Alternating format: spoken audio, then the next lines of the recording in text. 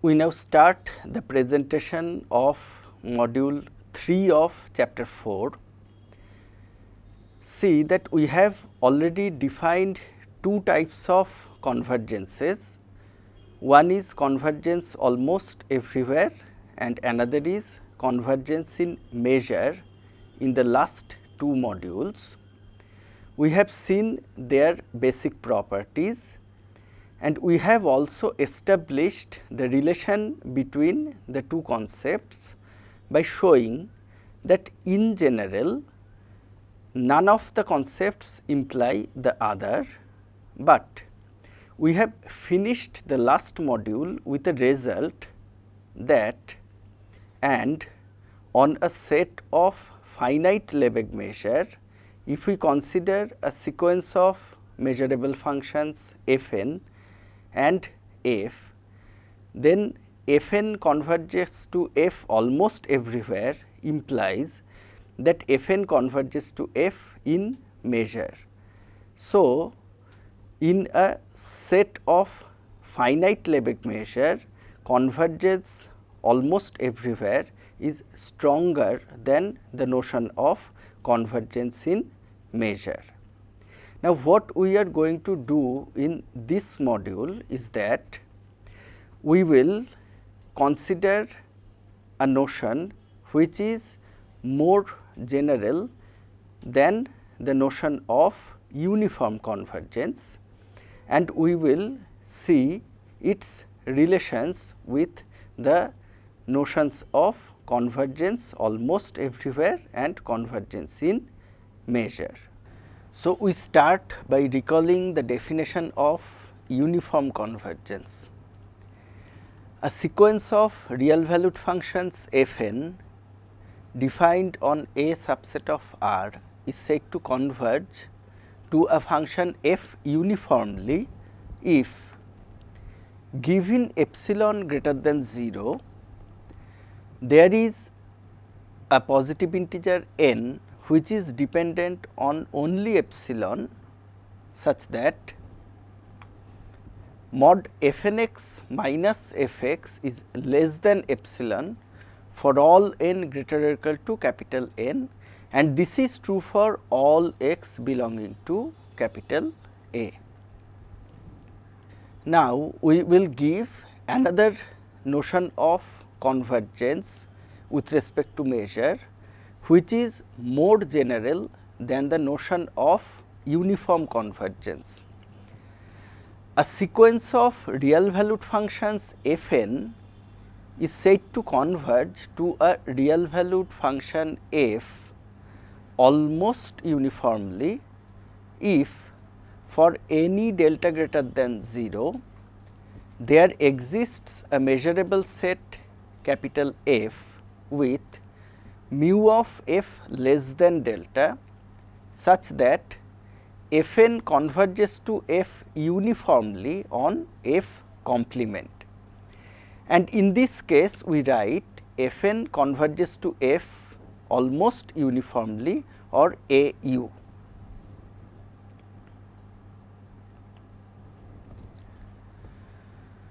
The first result which we will prove is that if f n converges to f almost uniformly, then f n converges to f almost everywhere,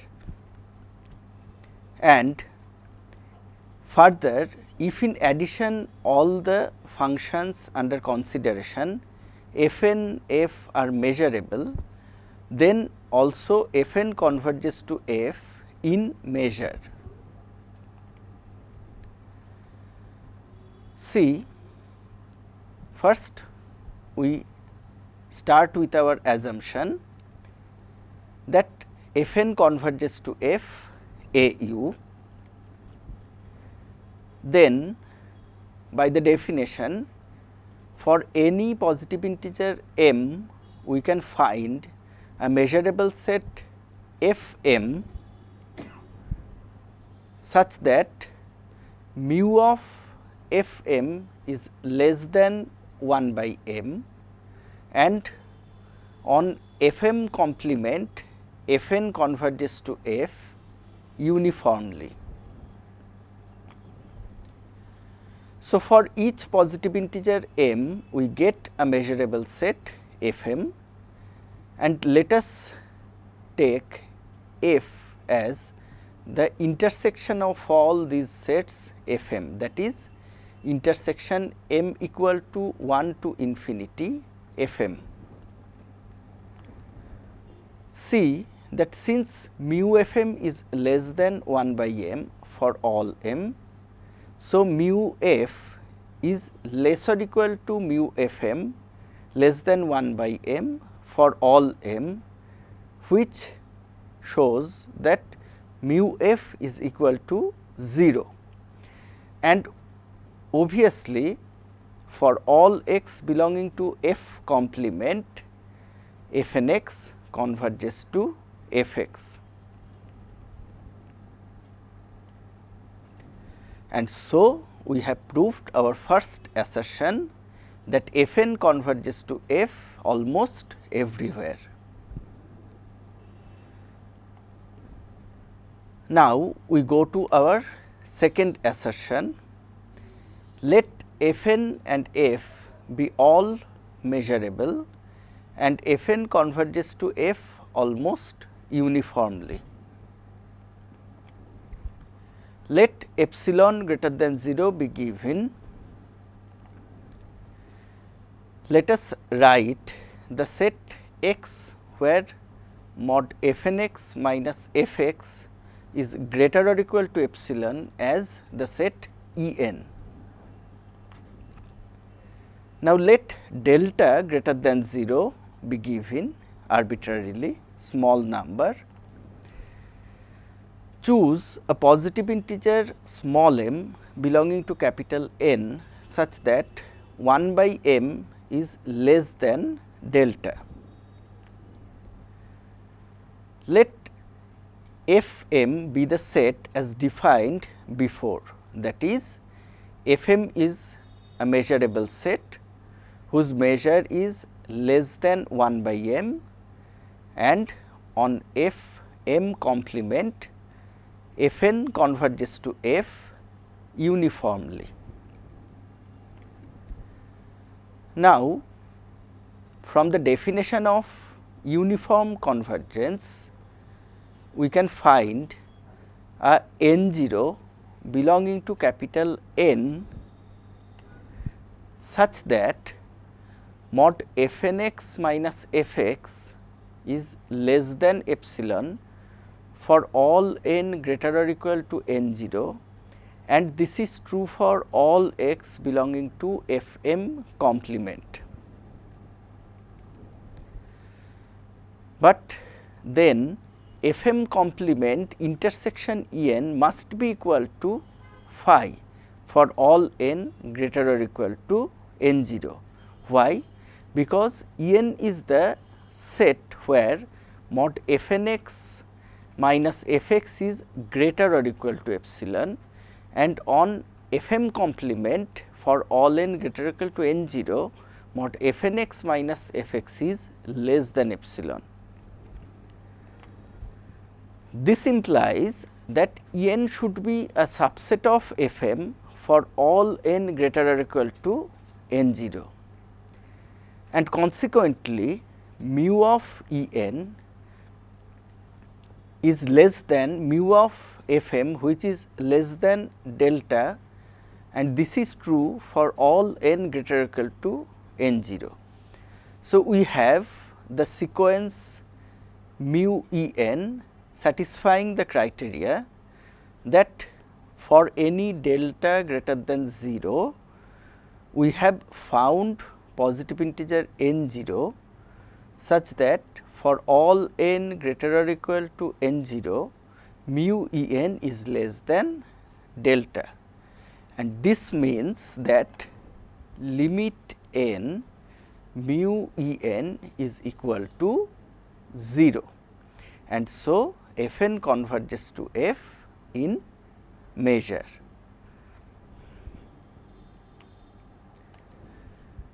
Next, we are going to prove a very important theorem in measure theory, which is named as Egorov's theorem. The Egorov's theorem states that if Fn, n belonging to capital N, is a sequence of real valued measurable functions defined on a measurable set A of finite Lebesgue measure, and if Fn converges to F almost everywhere on A, where F is also measurable, then Fn converges to F almost uniformly. So, in other words, when we consider a set of finite Lebesgue measure and consider the three types of convergence of sequences of real valued functions defined on those sets, convergence almost everywhere is the strongest form of convergence, and it is actually equivalent to convergence almost uniformly. We first start with a more stronger assumption that Fn converges to F everywhere on the set A. Now, for each positive integer m n belonging to capital N, let us define a set capital F m n as the collection of all x where mod f k x minus f x is greater or equal to 1 by m for some k greater or equal to n. Now, see that we can write this set as countable union k equal to n to infinity collection of all x where mod f k x minus f x is greater or equal to 1 by m. Now, since by our assumption all the functions f n and f are measurable, so in particular f k minus f is also measurable, and from the definition of measurable function we have that the set collection of all x where mod f k x minus f x is greater or equal to 1 by m, this set is also measurable. So, each set on the right hand side is measurable, and consequently their countable union is also measurable. Also note that the sequence of sets f m n is a decreasing sequence of measurable sets. Now, we will show that the intersection of all these sets f m n is actually equal to phi. Why? Because if we take a point x from the set, remember that by our assumption f n x converges to f x. So, taking epsilon is equal to 1 by m, I have a positive integer r such that mod f k x minus f x less than 1 by m for all k greater or equal to r. And this means that this point x cannot belong to the set capital F m r, and this is true for any point x belonging to the set A, and this shows that the intersection of all the sets f m n is equal to phi. Again, see that as by our assumption mu A is finite, so each of the sets f m n also has finite measure. and using the fact that Lebesgue measure is continuous from above, we have this assertion that limit n mu of f m n, this is equal to mu of intersection n f m n, and this is equal to mu of phi, which is equal to 0. So, the sequence mu f m n is a sequence of positive numbers which is convergent to 0 as n tends to infinity, and this is true for any positive integer m belonging to n. So, given delta greater than 0, we can find a positive integer n m belonging to capital N such that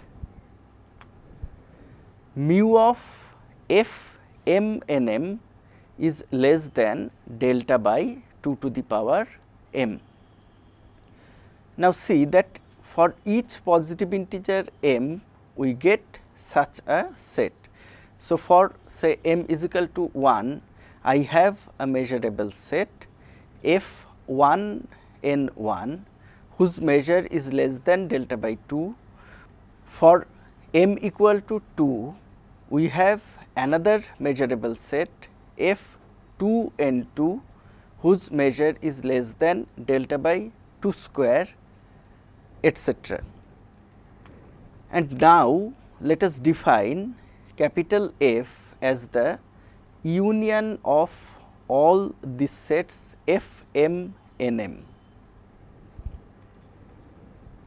Clearly, since each of the sets f m n m is measurable, so capital F is also a measurable set, and moreover mu f is equal to sigma m is equal to 1 to infinity mu f m n m, and this is less or equal to sigma m equal to 1 to infinity delta by 2 to the power m, and the sum of the series on the right hand side is just delta. So, we have obtained a measurable set capital F with measure less than delta, and what is to be shown is that on the complement of this particular set F, f n converges to F uniformly. So, we now show that f n converges to F uniformly on A minus F. Observe that the set A minus F, this is equal to A minus union m equal to 1 to infinity F m n m, and this is equal to intersection m equal to 1 to infinity A minus F m n m by De Morgan's law, and this is equal to intersection m equal to 1 to infinity collection of all x belonging to A, where mod f k x minus f x is greater or equal to 1 by m for some k greater or equal to n m, its complement, but the complement of the set on the right hand side is the set collection of all x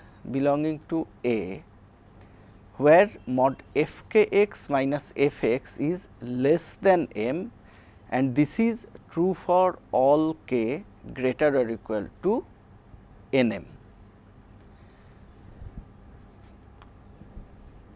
Now, let epsilon greater than 0 be given. We choose a positive integer m such that 1 by m is less than epsilon, and consequently, for all x belonging to A minus capital F, we have mod fkx minus fx less than 1 by m, and this is less than epsilon, and this is true for all k greater or equal to nm. And this shows that the sequence fn converges to the function f uniformly on the set A minus f. Finally, let us assume that fn converges to f almost everywhere. Then there exists a measurable set E with mu E equal to 0 such that on the complement of the set E, that is on E complement, fn converges to f.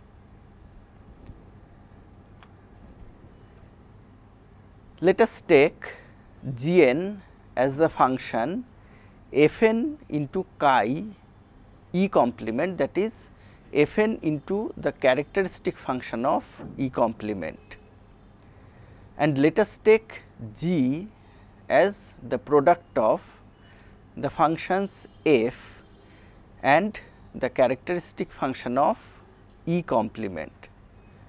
See that this means that on E complement fn is equal to Gn and G is equal to f, and on the complement of E complement, that is on the set E, the values of Gn and G are all equal to 0. So, Gn and G are all measurable functions, as they are products of two measurable functions, and obviously, if we now consider the whole set A, at every point of A, Gn converges to G, because the points where we did not have the convergence, we have taken the values of all the concerned functions as 0. So, we can apply the first part of the theorem to the sequence Gn converging to G, and by the first part we can find a measurable set capital G with mu of capital G less than delta.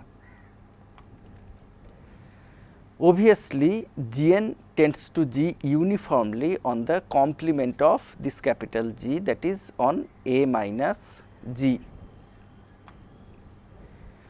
Let us take the set capital F equal to E union capital G. See that already E has measure 0 and G has measure less than delta. So, mu of f is also less or equal to delta, and on the complement of f, that is on the set A minus f, we have fn which is equal to Gn which converges to G, but G is equal to f and this convergence is uniform. So, we have fn converging to f uniformly on A minus f, and this proves the theorem.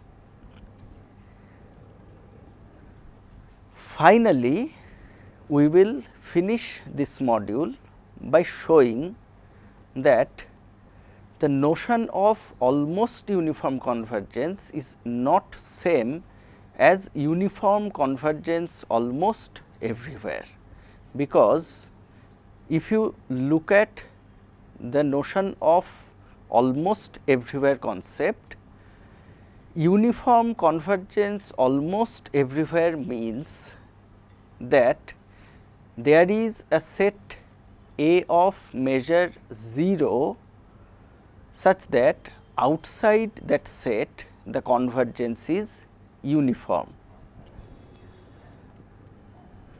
Let R k, k belonging to capital N, be the sequence of rational numbers in closed interval 0 1. F n is the function which takes the value 1 at the points r 1, r 2, r n and the value 0 otherwise. So, f n equal to 0 at all other points of closed 0 1, and this is true for every n belonging to capital N. Now, see that f n converges to f, where f is the characteristic function of q, that is chi q on closed interval 0 1. In fact, this convergence is uniform on the set of irrationals, because on the set of irrationals all the functions have value 0, and so the convergence is uniform on a set outside a set of Lebesgue measure 0. So, this shows that I have an example of functions f n which converges to f uniformly almost everywhere. Now, take the function g n as the characteristic function of the open interval 0 1 by n for each n belonging to capital N.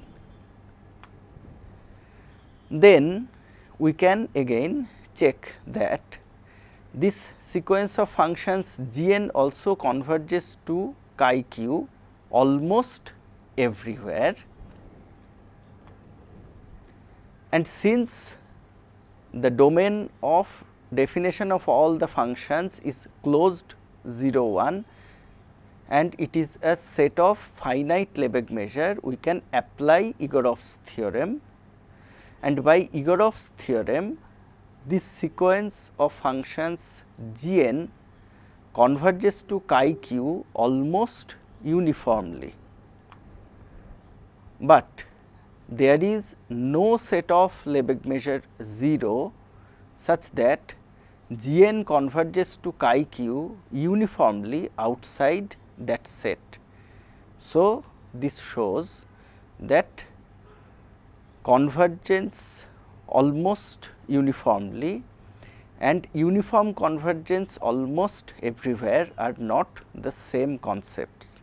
So, to summarize, what we did in this module is that we have defined a more general notion than the notion of uniform convergence, namely almost uniform convergence.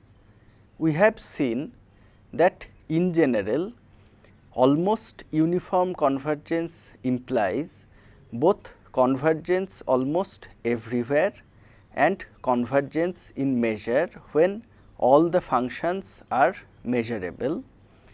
And finally, we have proved a very important theorem, which is Egorov's theorem, which states that on a set of finite Lebesgue measure, if f n is a sequence of measurable functions converging to a measurable function f almost everywhere, then it also converges almost uniformly, that is on a set of finite Lebesgue measure both almost uniform convergence and almost everywhere convergence are same.